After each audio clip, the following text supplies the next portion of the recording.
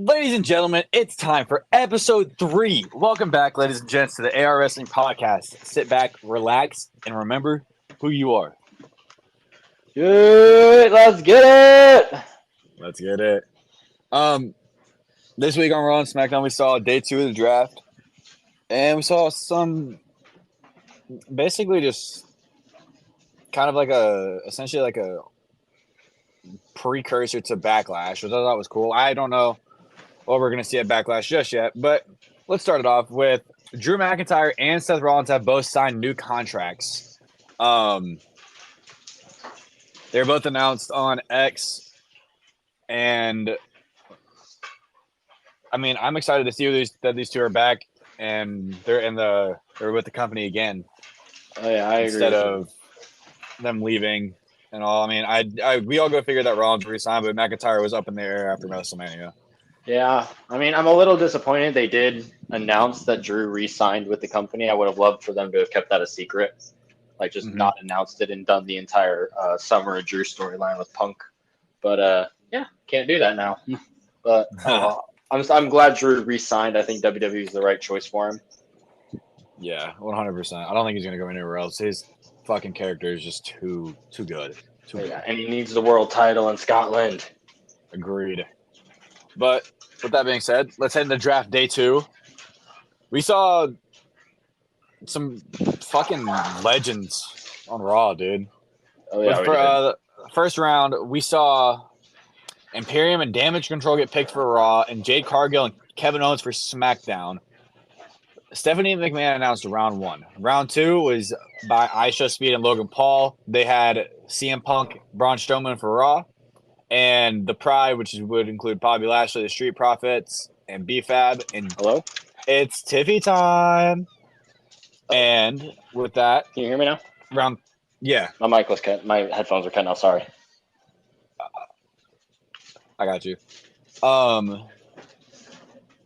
Then round 3 was by the APA, JBL and Ron Simmons. They announced the LWO with Carlito and Drew McIntyre for round 3 on Raw. Round 4 was Legado del Fantasma and Shinsuke Nakamura. Round 4, we saw Alundra Blaze and Teddy Long announce these picks. And with those picks being the Judgment Day with Finn, JD, and Dominic, because Damon is the protected champion on Raw with Mommy out with injury right now, shoulder injury. Then NXT star Ilya Dragunov. That's huge. I have 2 things for this. We either see Ilya and Gunther feud, or Ryan, how you've been talking about Ilya joining Gunther, which I would like to see a new and improved Imperium. Bro, I think that was the case. Insane if he joined Imperium with Gunther. Like, obviously down the road they would split those two up because that is just a matchup made in heaven. Those two fighting. Mm-hmm. Yeah, and then with SmackDown picks, we have Naomi and Chelsea Green and Piper Niven. Round 5, we saw the Dudley Boys. What's up? They announced the New Day, Lyra Valkyria, and with Lyra being called up now, former NXT Women's Champion, she did beat Becky Lynch for that women's title. So do we see Lyra getting a shot at Becky at some point in the future if Becky holds it again or in her current reign? I would love for that to eventually be ran back again. I thought those two had a really good feud down in NXT. I mean, I don't watch NXT all that much, so I didn't get to see all of it, but like they had really great match and they had a lot of chemistry because they had that like mentor and student kind of relationship from what I understand. Yeah, and I watched their rivalry a little bit at that time, and it was a good rivalry. Becky put over Lyra at the end of the match where Lyra won, so that was good for her. But round 6 was announced. No, I lied. Hold on. Round 5, we had for SmackDown we had Pretty Deadly and Candice LeRae and Indy Hartwell.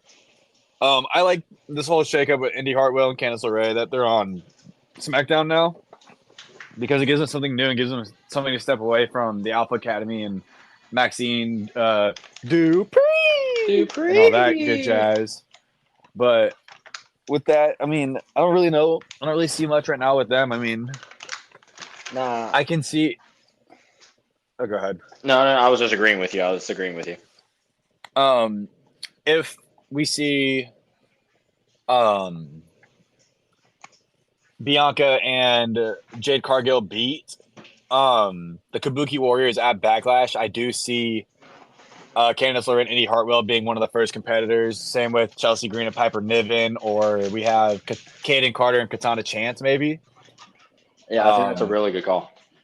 I think that they could be a really good tag feud for Bianca and Jade if or when they do win the titles tomorrow. Right. And then with that being said, let's move into round 6. Adam Pearce and Nick Aldis, the respective GMs of both brands, announced both picks for their respective brands. Raw went with the Final Testament and big Bronson Reed, which I thought was a huge pick. And then Nick Aldis picked for SmackDown DIY and Blair Davenport. But now with DIY, here's the thing. Michael Cole did say on commentary, maybe they could win on SmackDown. But I also was thinking that kind of came from WrestleMania 40, where we saw the six-pack ladder match where the Awesome Truth was going for the Raw ones, and then DIY was going for the SmackDown ones. Mm-hmm. So I could see that. I could see them taking the titles off A-Town Down Under, maybe the Street Profits on SmackDown, maybe Angel and Humberto from Legado del Fantasma, maybe. I don't know. Yeah. Let's see how that goes. I'd love to see DIY get some tag belts around their waist, and I'd love to see them, like, as a whole, as a team, turn heel, like not just Ciampa and Gargano, or not just Ciampa, but both Ciampa and Gargano. I got you. Okay. And with that was all of the draft picks announced on air. Off air, we had D-Jack, Kaden Carter, and Katana Chance, Natalia, the Creed Brothers, and Ivy Nile, and British Strong Style, or the New Catch Republic, for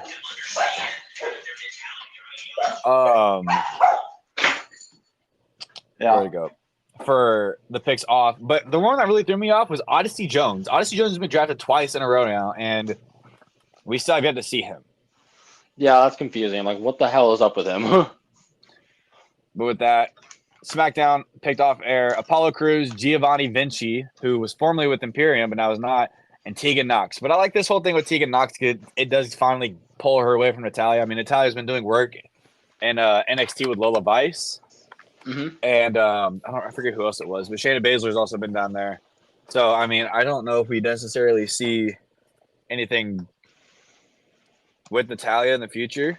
But with Tegan, I think this is good for her to expand and see where she can go with her future. Because, I mean, she is very injury-prone as well. But yeah, but I think if she's handled right, then she could be like a huge star. Sorry. No, yeah. And like you said, I like the fact that they moved her away from Natalia now. So she doesn't really have that crutch, and now she can start to like shine all on her own. Yeah.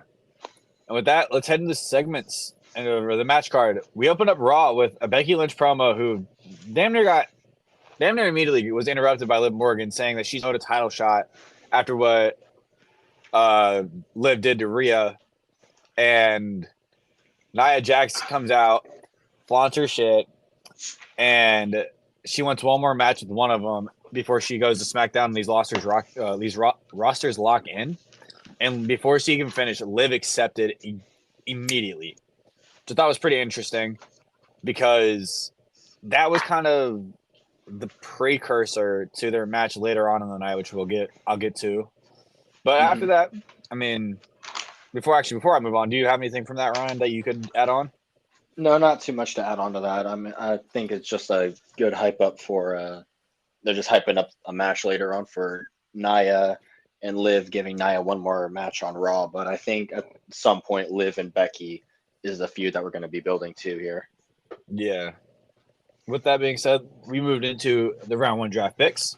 Raw picked Imperium and Damage Control, and SmackDown obviously picked Jake Cargill and Kevin Owens. After that, we saw Xavier Woods, who had Kofi Kingston by his side, versus Gunther, who had Ludwig Kaiser by his side. I thought this match was essentially a squash match, to be honest. Looking back on it. But yeah, it kind of was. with that, I mean, Gunther basically showed Xavier Woods that him winning King of the Ring was a fluke. And that Gunther is the real ring general, the real king of the ring. Oh yeah. But I'd love to see Gunther win that tournament later on. I would too. I mean, that's May 24th, I think, is what it is, or 25th. I can't remember. May 25th is king of the ring and queen of the ring. Hell yeah, that whole Saudi show. But I don't really have much else for this match besides it was kind of just like a. No, it was a real good. Gunther. It was Gunther's first match after losing the IC title, so there was like no shot he was going to win or lose. So he needs to be not necessarily built back up because he's Gunther, but put some more wins under that man's belt now. Right.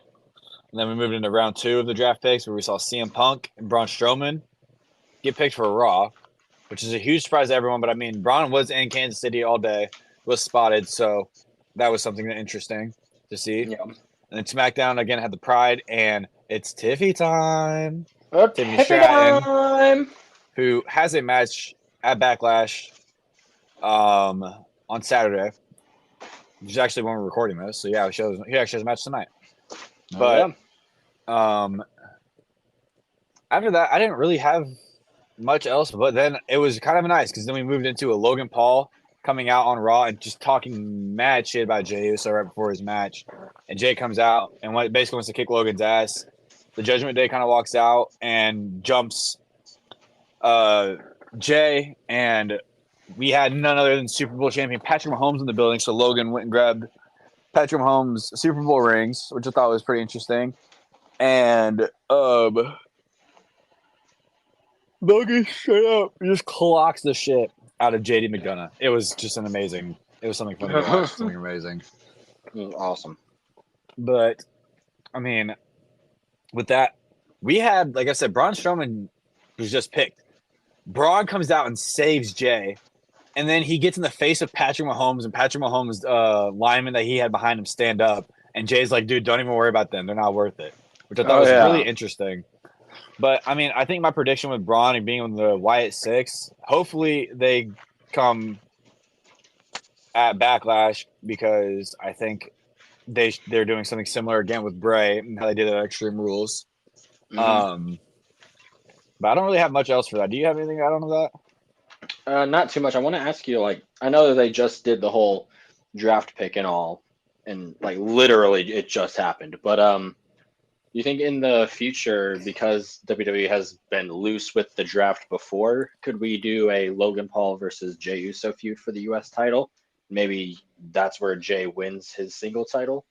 Well, the rosters haven't locked just yet, so we could see the trade of Jey Uso actually going to SmackDown for maybe I don't know who's all got picked by SmackDown. Maybe you're Kevin Owens, so I'm not sure.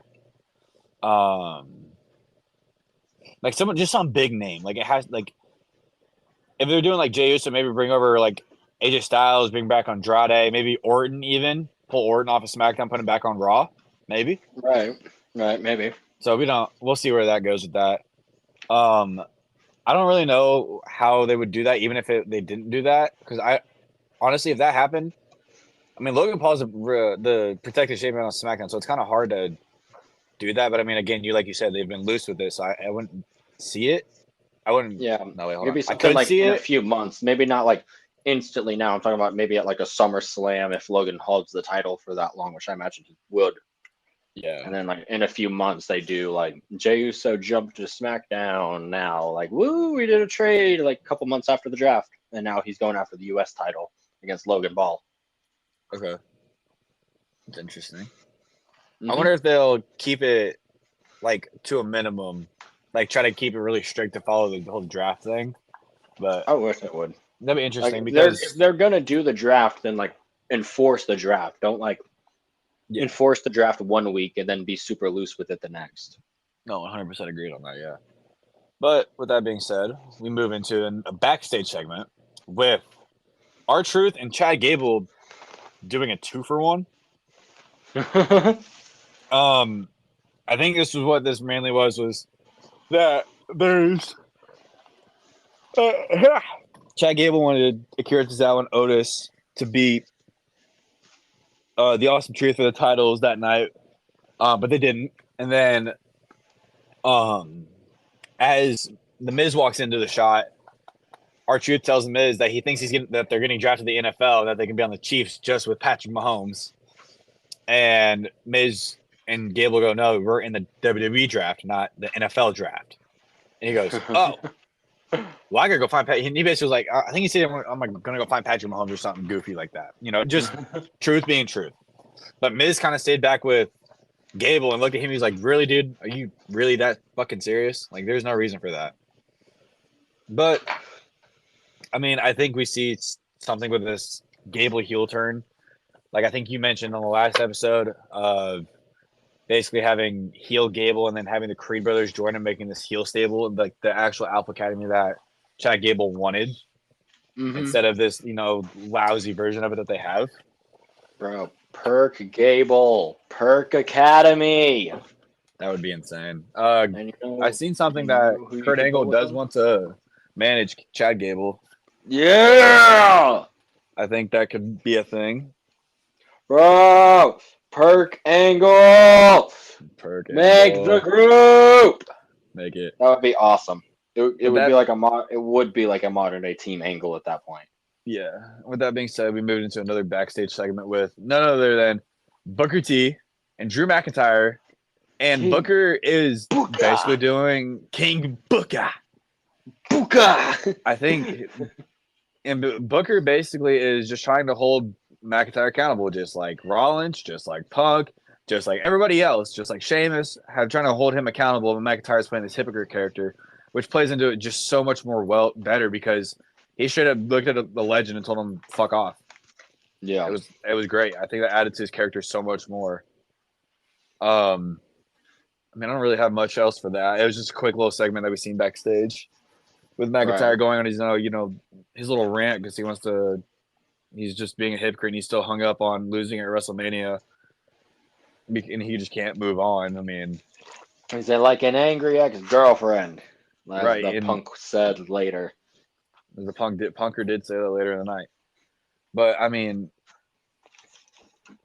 I don't really know. I haven't got too much to add on that. I don't really either. I think it just all stems from WrestleMania and McIntyre looking at Punk really seductively, which is weird. You remember that? Yeah. What the fuck was up with that? That was weird. But after that, we saw an Intercontinental Championship match between Bronson Reed and Sami Zayn. And it was a good match. I will say it was a decent match. But we, again, had interference from none other than Chad Gable. Which is great. We love it. But not when it has nothing to do with him. I think this was I think this just keeps adding on to Gable's heel character. Because he's like, again, I think how you were talking about him and the Creed brothers, we see their group join again, and Sammy is now fighting against everyone because now he's got Bronson Reed, Chad Gable, and the Creed brothers, and whoever else wants a title shot. Right. But I mean, I think in the future, if we don't see Jay winning at Backlash, I see a Jay versus Sami Zayn for the Intercontinental title in the near future. Kind of just go back on their history together. And here's the thing. They both go on as faces for this. But here's the thing. Jimmy comes out. Jimmy returns. He comes out. And just when you think he's going to cost Jay one more time, he super kicks Sammy as the ref is distracted. And just Jey Uso is just in awe. So he finishes the match. And that following like Raw or whatever, Sammy's all pissed off. Now we see heel Sammy going against Jey Uso and just having an absolute tear against Jay after all he's done for his family and everything like that. Dude, that'd be nuts. I mean, do you have anything to add? I would love to see a Sami Zayn versus Jey Uso feud at some point. In terms of in terms of this match, Bronson versus Sammy, I think it's a little awkward. They're building up a triple threat here between Bronson, Gable, and Sammy that I presumed would have been put on Backlash, but nothing's been said yet about it. And I don't think it's going to get put on the show, but I assume that's what we're eventually going to get is a triple threat between Sammy, Gable, and Bronson for the IC title. Right. I would love to see that. But after that, we move into round 3, where LWO, again, was drafted with Carlito. We saw Legado del Fantasma, Drew McIntyre, and Shinsuke Nakamura. As soon as the picks were over, McIntyre comes out. Again, he complains like normal, but we see Punk up in his suite. And CM Punk basically tells McIntyre, I'm not at home. I'm up here, you little bitch. And McIntyre just absolutely gets enraged, and he storms off, and Ron Simmons, says his signature line, damn. Which I thought was awesome, just to add on to that. But after that, we went to commercial, and then we came back, and we saw Drew going upstairs in the suite, and sure as shit, Punk's music hit. Right before Punk's music hits, there was a picture of Punk, and it's signed, which I thought was really funny. The autograph picture. Punk basically was talking shit on McIntyre's world title win, and he goes, McAfee, time me. And I think he was like 3 minutes less than what McIntyre's win was. Or no, title win was. And he basically called Drew an ex-girlfriend that he can't get rid of, and he's going to make his life a living hell. Which I really liked. But I don't know if you noticed, there was a pipe bomb reference where he said, I'm the best in the world in this ring, on this mic, on commentary. And then he said, no offense, Michael and Pat. Which I thought was really funny. Just to add on to that. I love that line whenever he drops it. But I loved how Punk just cut that pipe bomb on McIntyre. It was just, it was great. I loved it. I loved every second of it. I think this literally has potential to be like WWE feud of the year, if not like WWE feud of the decade, bro. Yeah, these two like make the backstage animosity that they probably have for each other come across so real on the screen. Yeah. I mean, with that, I seen something on X, or like, I don't know where I seen it, but people were talking like Drew should have had a mic with him up there, so then he could have talked the shit with Punk. But I mean, I would have liked it because he could have responded and be like, and it could have just been a big mic battle. I mean, do you think it was better without the mic, or? I personally liked it without the mic better, just because like we've had like weeks and days and episodes of Raw where Drew has just laid into Punk, and because of his injury, Punk hasn't been on the show to respond. So with Punk getting that like outsmarting Drew with the game of cat and mouse and getting him like up into the suite with the signed picture, and then like just ranting on him on the microphone while Drew is sitting up there with no mic, seething, just looking at him with like his face during the entire promo Punk cut was perfect. He came across like he wanted to rip Punk's freaking head off. He was absolute. He was livid, bro. Yes. And I think that is like added more to it than if they were going to have a big promo battle, because that's going to eventually come. And I imagine that's going to happen when they're both medically cleared, and it's going to be absolutely insane when that feud eventually kicks off. It's going to be an absolute banger. I mean, it's already obviously kicked off, but like just the physical aspect, the fighting aspect is just going to be a whole nother layer on top. When they actually get physical, like they could literally do like a 3-match series between these guys. I would love that. It would be insane. And like a Hell in a Cell stipulation or something. Yeah. And after that, we moved into round 4 of the draft picks.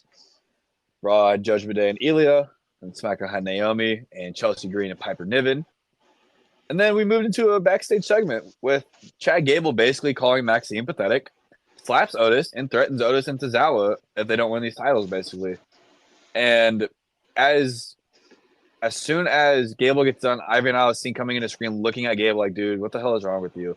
And grabbing Maxine and saying, hey, come on, let's go get ready for your match.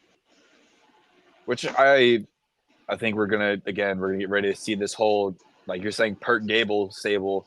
And it's going to be fucking just – it's going to be a phenomenal. It's going to be the team that runs Raw for a while. I think they really could if like take Judgment Day's spot, since they seem to be breaking up, honestly. Yeah, I think what should happen, though, again, is that Gable should just kick out Maxine, Otis, and Tozawa and bring in the Creed brothers and Ivy Nile. but Ivan Nile joins and still wants to help out Maxine, but Gable gets pissed off about it and basically kicks Ivy out. And the Creed Brothers like, dude, what the fuck? And Gable's like, dude, shut the fuck up. We got to go win. We're going to go win. That's what we're going to do. It's what we're here to do. We're not here to do anything else. You're here to listen to me and only me. And so I think this power chip's going to his head right now. And if he wins this, if he does take his title off of Sammy at some point, it's going to go, dude, this power chip's going to go crazy. Dude, it's going to go nuts. I would love to see this all kick off like that. Yeah. Potentially like Maxine and Ivy could form a tag team, even if Gable does end up kicking all of them out, because it could be like maybe Ivy doesn't want to like team with Gable and the Creeds if they do all turn heel, and she could just team up with Maxine. Okay, I like that. And then we go to commercial again. Love commercials. I just want to watch wrestling, but no, we gotta go to commercial. Gotta watch insurance ads. We go to commercial. Taco Bell. And we seen Sheamus. No. Hold on. Let me backtrack. We saw Braun Breaker backstage, and Sheamus comes up to Braun, telling him that he's a big fan and that he basically is complimenting his ring work. And Sheamus is basically giving Braun Breaker the rub, like, "Hey, we're here to see you. We're here to see you wrestle. We want to see you wrestle. We want to see you fight. And I would love to see you in the ring." Now, with Sheamus being back and everything, I mean, I like that Sheamus came up and gave him the rub, because Sheamus is now you could kind of consider Sheamus as a legend in the business. Oh, for sure. But for sure. I mean, what do you think off of this? Man, this just gave me goosebumps, because all I can think about is potentially doing Sheamus versus Braun Breaker in a match. I like that. I think that would be absolutely nuts if you want to like have Sheamus give Bronson Reed the rub there. Oh, for sure. Have like for the next few months. This doesn't even have to be like in any of the next like upcoming PLEs. You could save this literally for like SummerSlam for Bronson's first big singles rivalry, and it could be Sheamus at that event. And Bronson? up until Braun Breaker. We have 3 Brauns now on Raw, by the way. I know, dude. It's confusing as shit. 3 Raw. I keep getting them all confused. But yeah, Braun Breaker and Sheamus, I want them to have a match eventually at like SummerSlam. And up until that point, Braun Breaker can just wreck fools. Yeah. Well, I like that. And then let's move into, I think it was like top of the hour, like mid-hour, maybe. I don't know. But we've seen Candice LeRae, who had Indy Hartwell by her side, and Maxine Dupree with Ivy Nile again. And it's basically just like Candice LeRae's just picking on Maxine Dupree, being her little pixie character. And I think she's kind of rubbed off on Indy Hartwell, because, I mean, we've seen Indy kind of go heel these past few weeks, even though she's kind of is hesitant with it. I mean, we saw her but we saw her attack Ivy Nile, which threw off Maxine, and Candice LeRae was able to get the pin off of her and win the match, which I thought was interesting. So, I mean, I think we might be seeing a tag match on Raw maybe next week, or we see Indy Hartwell Ivy Nile match. I don't necessarily know. No, we can't do Raw because I'm really sure about this one. No, we can't because the Raw Ross are on different brands. I'm pretty sure. Yeah, I forgot about that.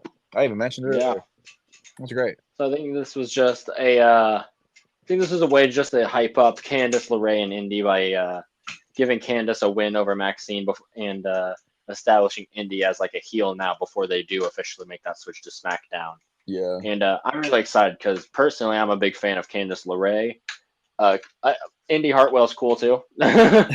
But so just like I really enjoy watching Candice LeRae, especially when now that she's turned heel and started this new character. I want to see where she goes with this. I agree. Well, and then I think again we went to, I don't know what the fuck happened. I don't know. We had a recap of the LWO segment with Carlito, how Santos came out and basically said, "Hey, by the way, Ray, the wrong person attacked Dragon Lee. You think it was me? Actually, it was Carlito." And they showed the backstage footage, and it led into an interview with the LWO and everything with Ray and Carlito. But Dom comes up and tries to tell the LWO that the Judgment Day runs Raw. But Ray was like, "Dude, you're not even drafted yet, so you can't even tell us that."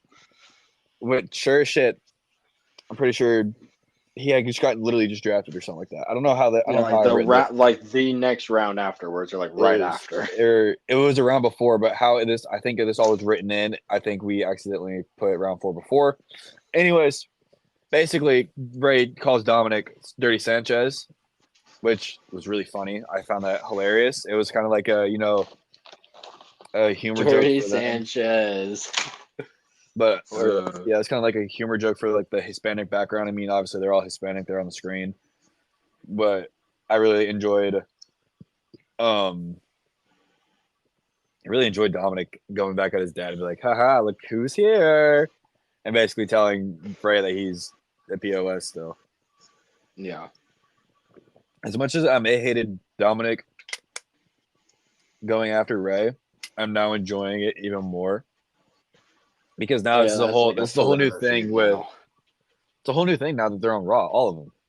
Instead of just one, now they're all stuck on Raw, so now you can actually really focus the storyline better between Dominic and Ray, or do like a LWO versus Judgment Day kind of thing and go from there. But make it big. Like don't like either you still put over the Judgment Day or you finally put over LWO. And I mean, but like, or not really putting over the Judgment Day, but like kind of pushing the Judgment Day for even more than what they are right now. But I think I'm with you there. There was when we get into our main event, I will add more into the Judgment Day. But as of right now, that's all I really have. I mean, do you got anything from there? Same. No, I don't got too much after this. But after that, we saw Liv Morgan and Nia Jax's match, which I think was a #1 contender.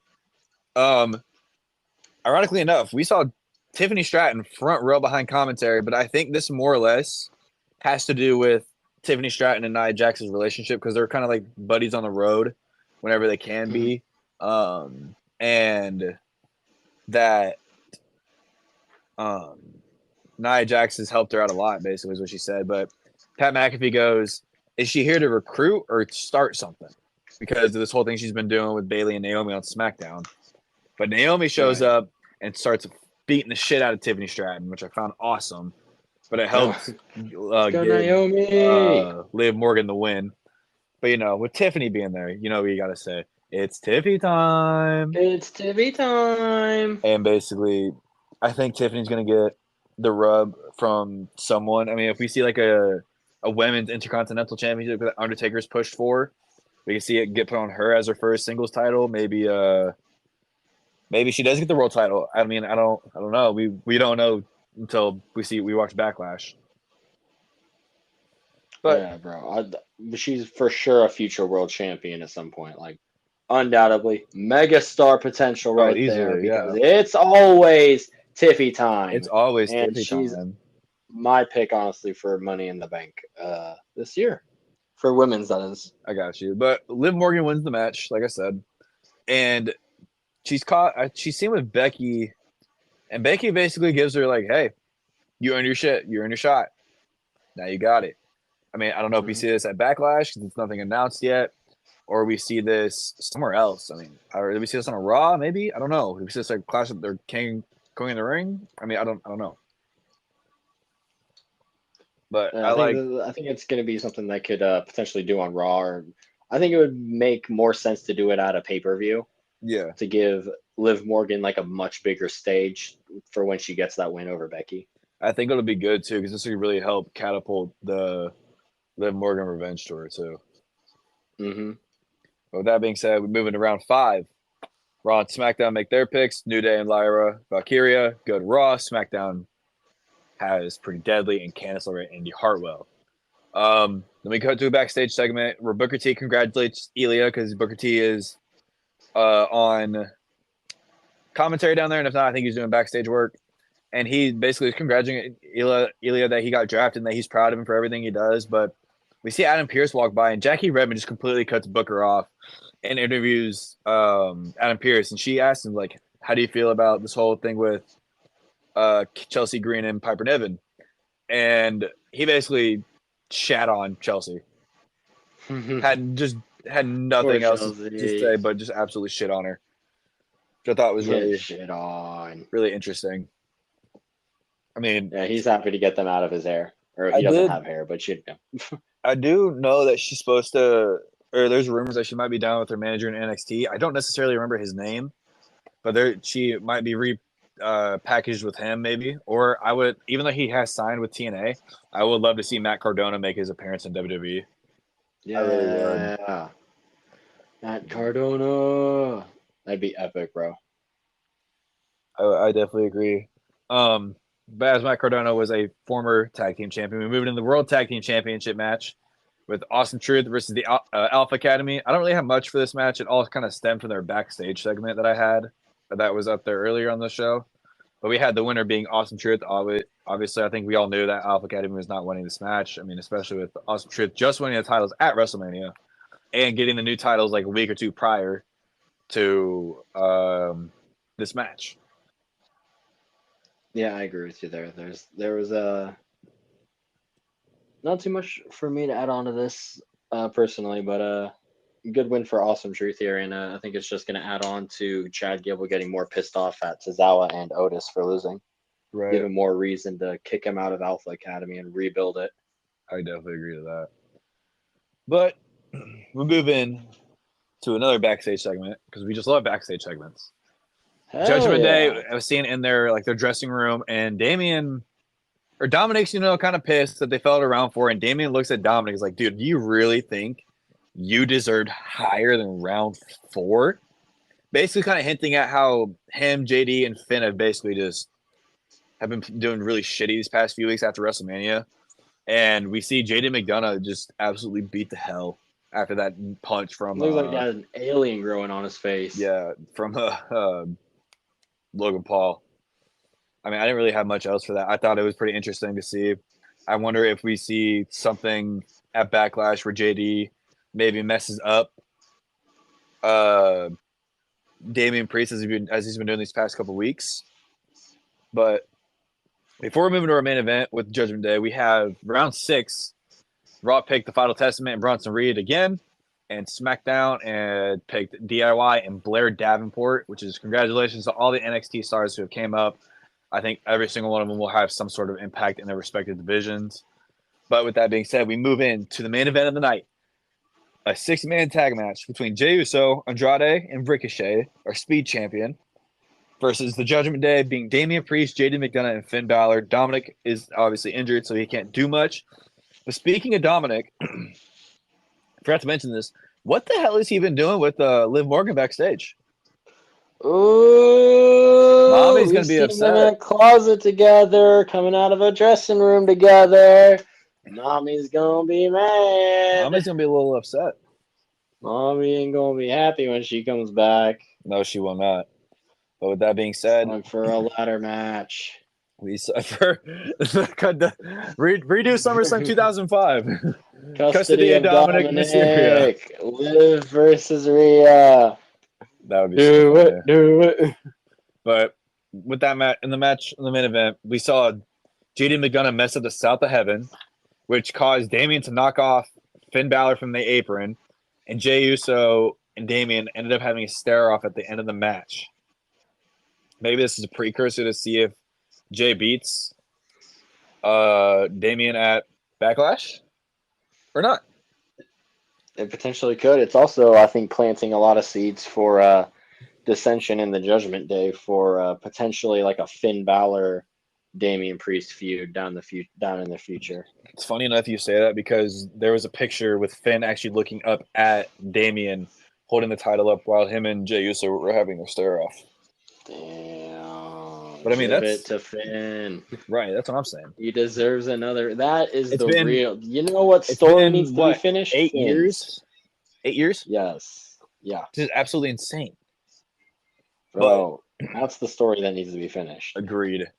Basically, what I would do though, if I would book that, if I have Damian versus Finn, Finn brings out Demon Balor. Bring out the demon. Bring out the Demon Not purple King, demon. Bring out the red demon. Bring out the red one. Yeah, that's what I'm saying. Just absolutely go Yeah, all out with red it. fire. Bring back his old original theme. Oh yeah, I would love it. that's the stuff. But we had Jey Uso, Andrade, and Ricochet winning that match. Congrats to them, obviously, but I don't really have much else for this. It was just mainly the whole thing with the Judgment Day, how they're slowly still breaking up, and it because Rhea's not there to hold the glue. Oh yeah. because everybody's trying to impress mommy, and so they're trying to just be a team together.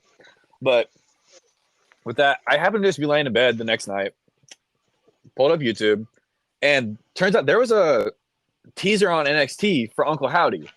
My first thought was, have they been doing this entire time? So then I was thinking, all right, whatever, I'm gonna watch this video. Turns out it was the first Uncle Howdy teaser on NXT, but I'll get to that when we get to our Uncle Howdy segment, and we'll go from there. But we move into Oh yeah. SmackDown. We opened SmackDown up in France. in France, in Lyon, France. In Lyon, France. But with that, we see Bailey, Naomi, Bianca, and Jade take on Damage Control and Tiffany Stratton, which I thought was interesting for a team, especially the Damage Control and Tiffany time one, more or less. The Bailey, I think I could see because she's cool with Naomi, Naomi's cool with Bianca, and Jade's cool with the other two. But Right. or all three of them. But with that, we saw Bailey, Naomi, and Jade and Bianca all together backstage, and basically Bianca like made it known to Bailey she still does not like her at all. But Yeah, I kind of agree with Bianca on that one. Bailey didn't bring back the Bailey buddy, so I still hold a grudge. but I do have a question for you. They were wearing the What? same color outfit. They were wearing, I think it was like a purple outfit. Do you think that they both win at Backlash? Kind Oh, of hints at their so. team winning. Like, is there attire that they wore? I think I think that would be a good hint at them winning tomorrow at a Backlash and winning those tag titles. I And they got can you. go on a pretty good run because I think it'll do Jade Cargill a world of good working with Bianca Belair and being a tag Oh, champ with her. I got you. Okay. Oh yeah. But to follow that, we had where we at? We had Carmelo Hayes declare for the King of the Ring tournament with Nick Aldis backstage. But we saw Bobby Lashley come in and praise him, and he offered Melo some help because the teacher wants to help the student. But Melo Right. basically told him, he's like, dude, I got it. Don't worry about me.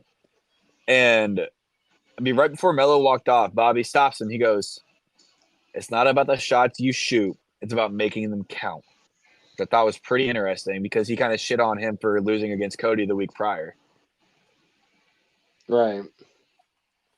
I mean, I don't know if we I necessarily think see Melo I join think this him. could.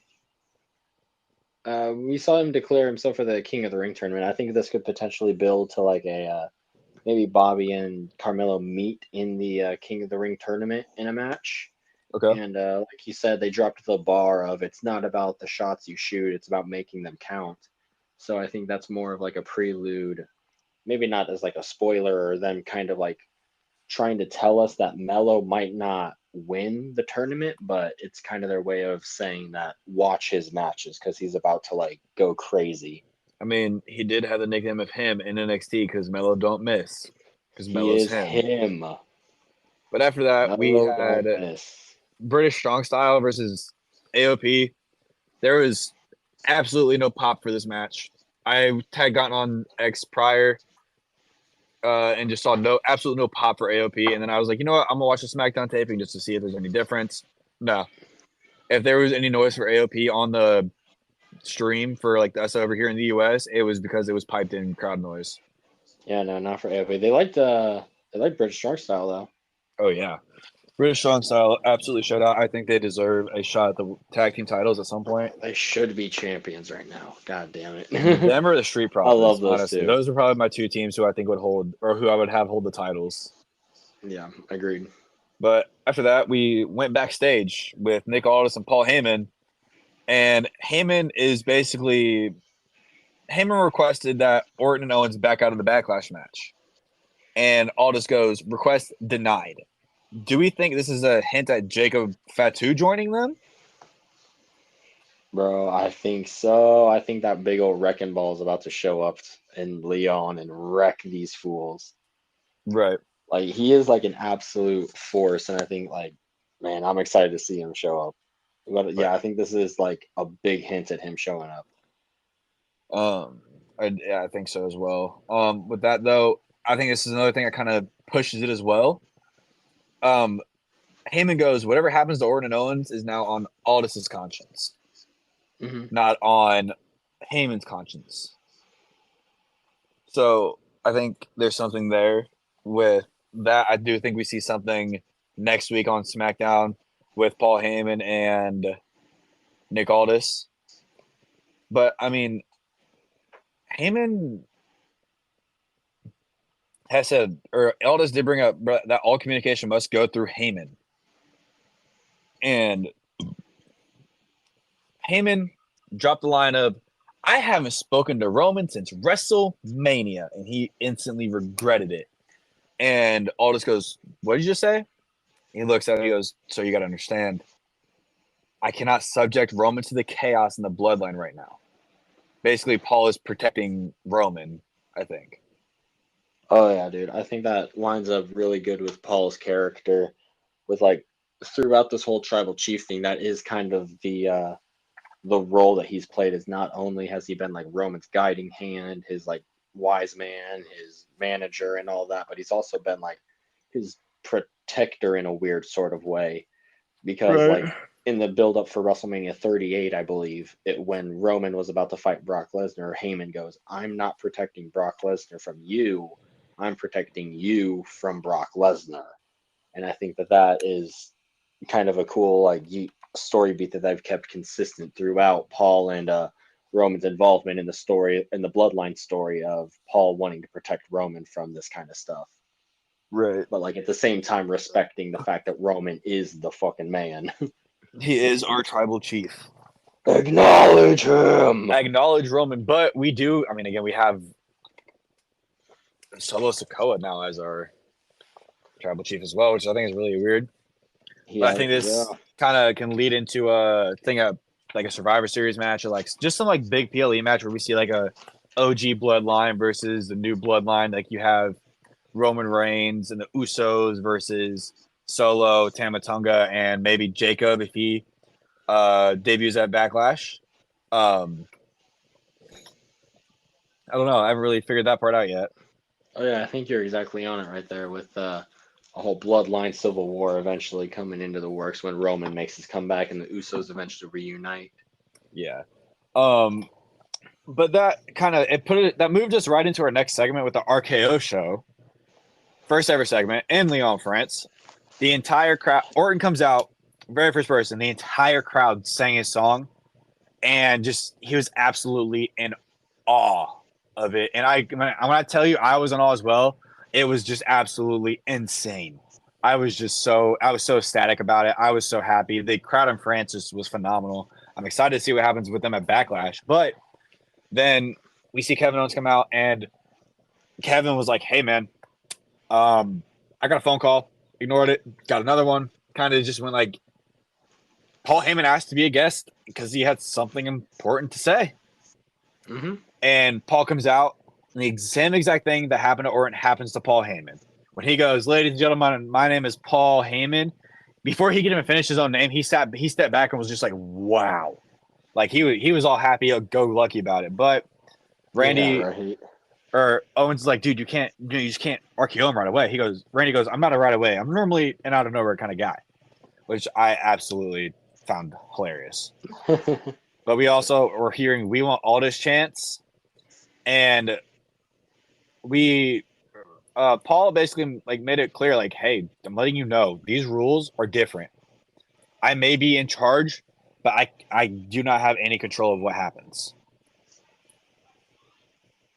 And it kind of put into the fact of Randy going, so then who is the real tribal chief? But then right after that, we saw Solo and Tama Tonga attack Owens and Orton, and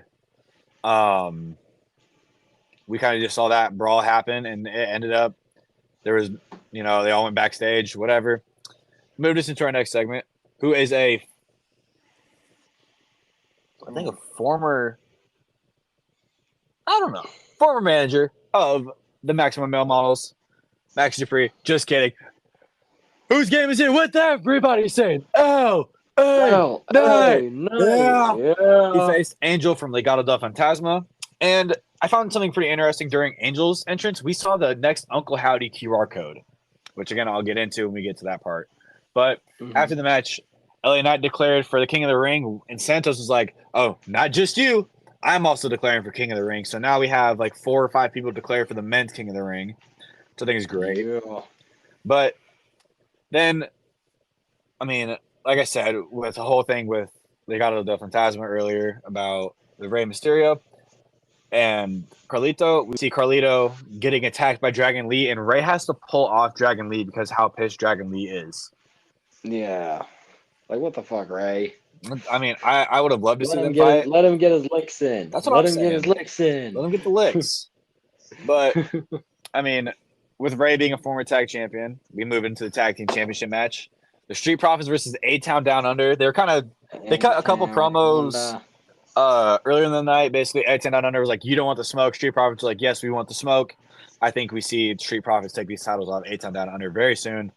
If it's not British Strong Style, because I want to see a legitimate tag team help push these titles apart or more. Yeah. I definitely like A-Town Down Under as a team, as a tag team now. With these titles, because I'm actually understanding it, they're playing heel characters. I mean, they're playing their team perfectly. Yeah. But But we I'm saw ready them win the to see match. like an actual competitive tag division now. Right.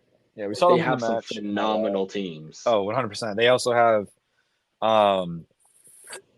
they got the Phantasma who can win it as well. I mean, they have, again, There's no shortage of great tag teams right now. I'm not gonna lie, they got the whole world in their hands. Oh, But that was good. with that, let's move into the last part of SmackDown. Last about 10 minutes of SmackDown. We saw AJ Styles and Cody Rhodes cut a promo.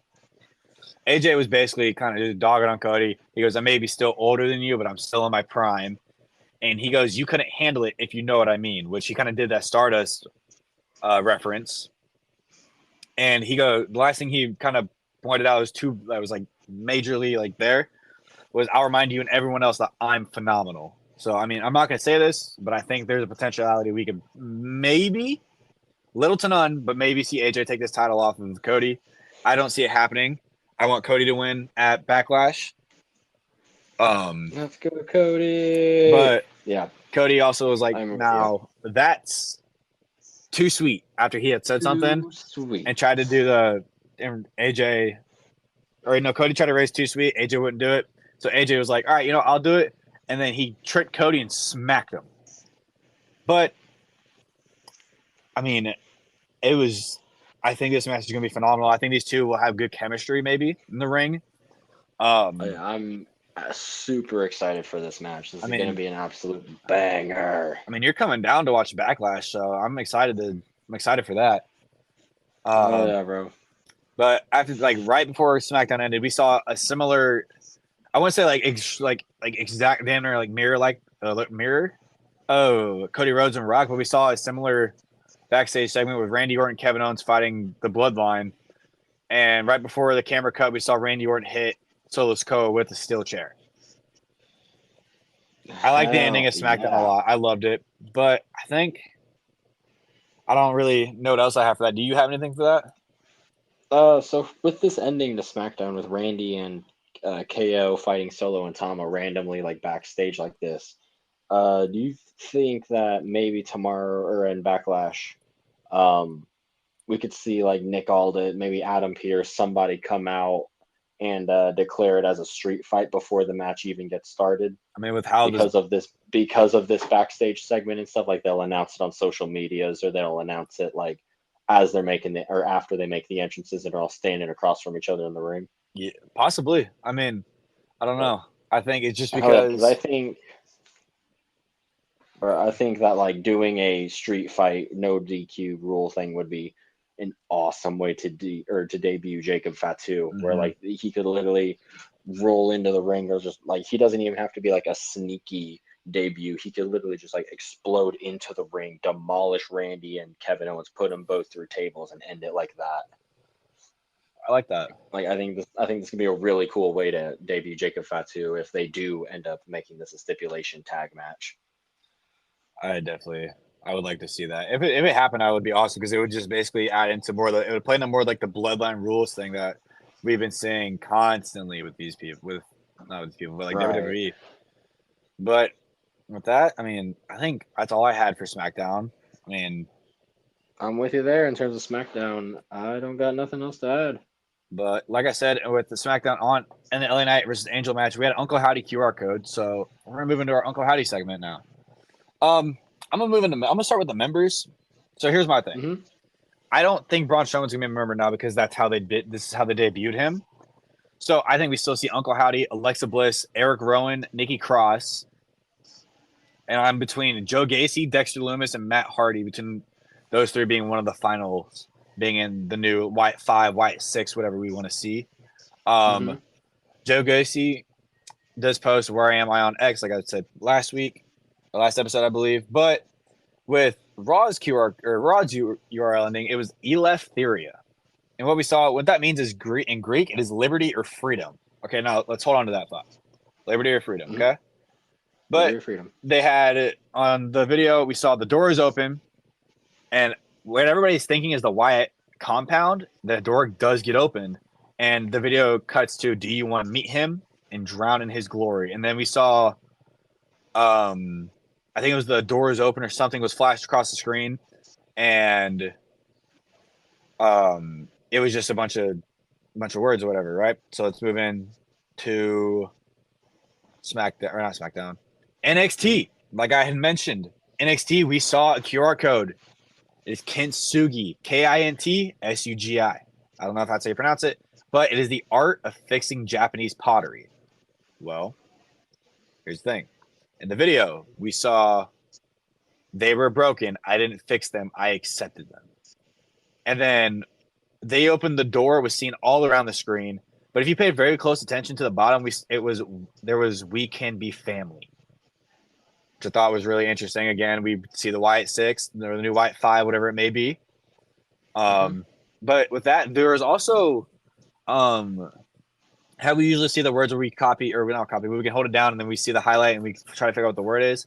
We saw Lagrange point, and that's actually named after a French mathematician named Joseph Louis Lagrange. I did find out though that Lagrange is a location in France, but it's also a location in Florida. Now, who's from Florida?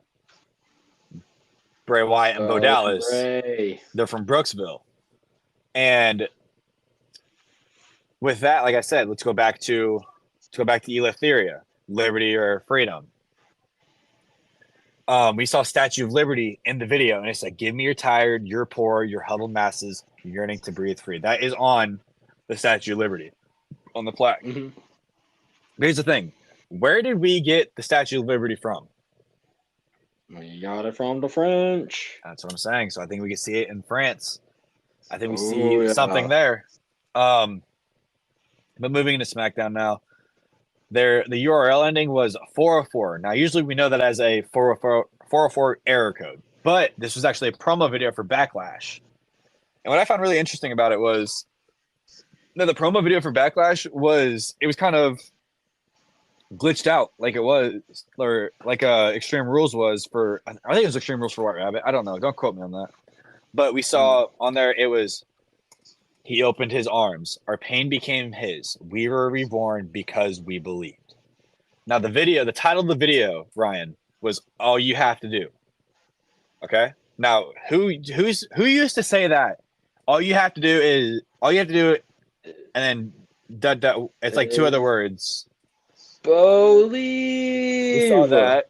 And so going back to because we believed, it was actually changed to we believed with a split second if you were able to catch it.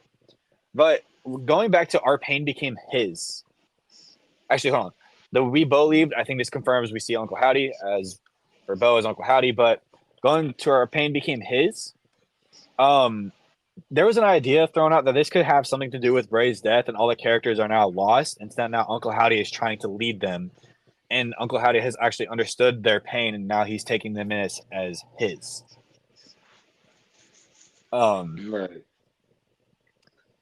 But with that, I think the promo, like I said, the promo video, I think we see him at Backlash. I think I'm gonna stick to Backlash. We see him in France, in Lyon, France. They're gonna do it the same way they did Bray with that Extreme Rules.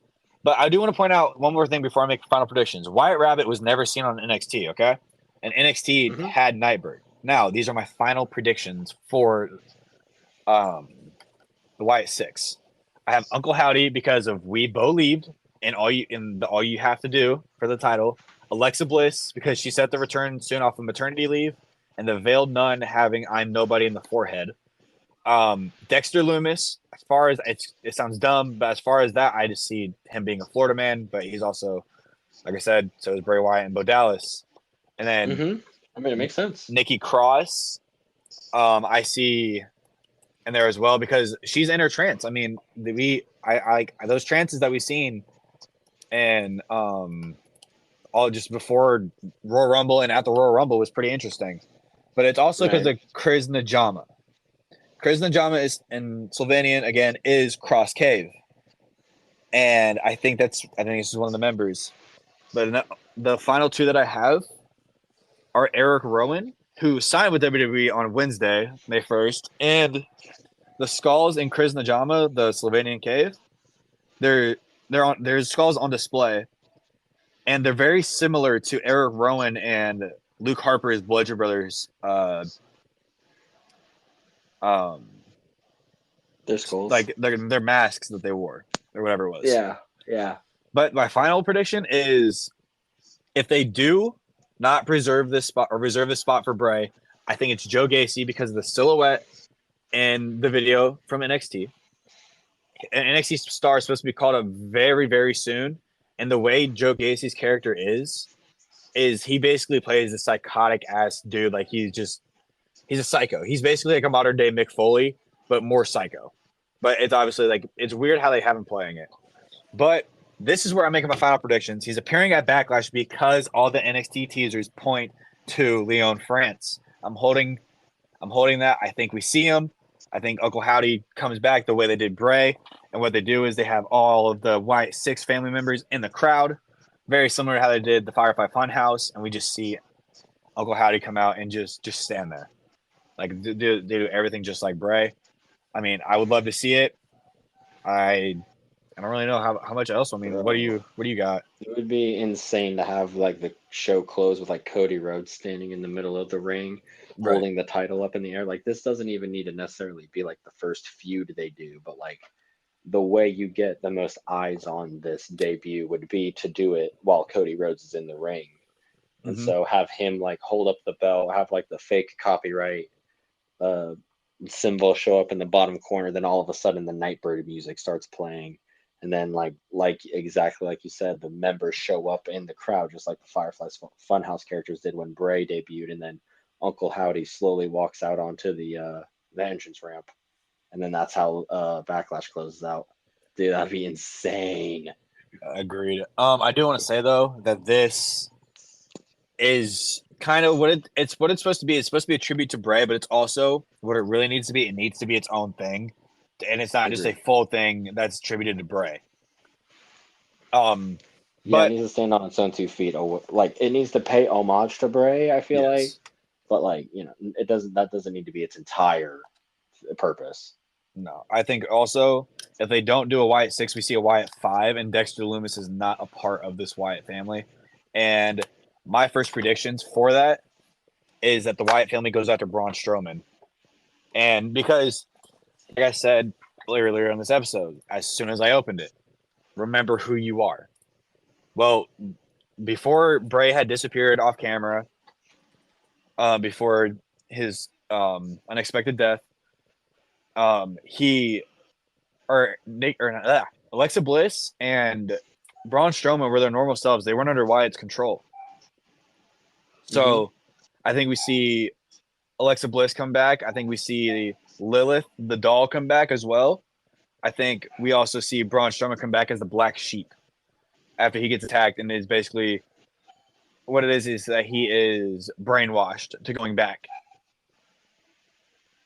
So I think that would be pretty interesting. But I again, think it would be absolutely insane to see that. I would love to see them go right after Bronson Reed and do that, go straight into that feud and give not Bronson Reed. Fuck, there's too many Brauns. there's too many Brauns on Raw, man. Braun Strowman. Why are they all on Raw? I definitely agree. I think Jeez. I think we'll see something very soon between this. But with that being said, again, I'm gonna solidify this. My final predictions. I've said them. I think we see this happen at Backlash in France and Lyon. Ryan, In Leon. you got anything else for it? No, I did not. Nothing else to add onto this. Pretty much got it all. Close it out. All right. Thank you, ladies and gentlemen, for listening to another episode of the AR Wrestling Podcast. Stay tuned for our predictions and our reactions to Backlash in Lyon, France. Thank you, everybody.